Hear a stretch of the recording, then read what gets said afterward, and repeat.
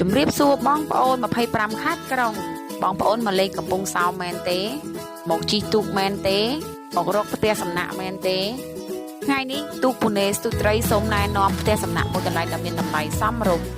សន្តាគារលីហៀងមានទីតាំងល្អជាប់ផ្លូវធំទីតាំងនៅជិតកំពង់ផែស្វាយ័តបន្ទប់ស្អាតថ្មីល្អបន្ទប់មានចាប់ពី$25 $30 និង$35 ទុកអាចមើលឃើញសមុទ្រខ្ពស់ស្រឡះល្អគ្រប់បន្ទប់មានផាសុខភាពស្អាតថ្មីសុវត្ថិភាព